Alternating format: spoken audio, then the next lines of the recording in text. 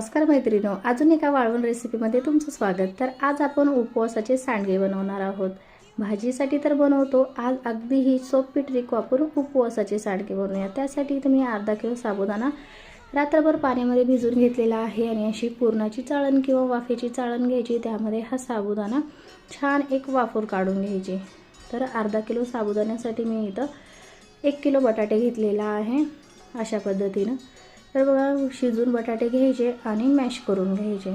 आणि इथं अजून थोडा मी बटाट्याचा किस सुद्धा घेतलेला आहे। असं 1.5 किलो बटाटे आपले हे झालेले आहेत। तर बघू शकता, ते बटाट्याचा किस सुद्धा मी थोडासा वाफवून घेतलेला आहे, कारण आपले जे सांडगे बनवतो ना, कच्चा जर बटाटा घेतला तर काळे पडतील।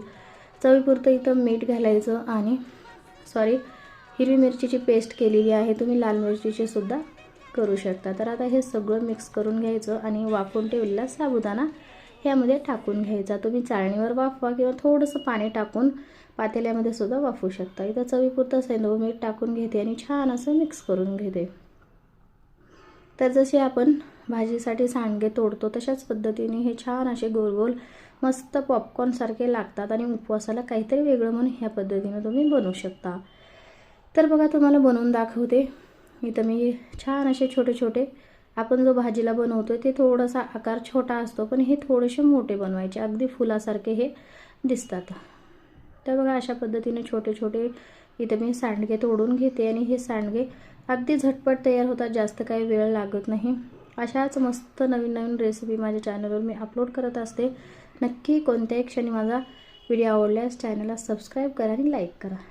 तर बघा, बघू शकता इथे मी सगळे असे सांडगे तोडून घेतलेले आहेत आणि उरलेले छतावर मस्त कडकडीत उन्हामध्ये 2 दिवस वाळवून घेतलेले आहेत। बघू शकता तुम्ही, या पद्धतीने मी कडकडीत वाळवून घेतलेला आहे। आता आपण तळून बघणार आहोत। तर इथे छान असं तेल गरम झालेलं आहे। हे करडईचं तेल असल्यामुळे जास्तच धूर येतो।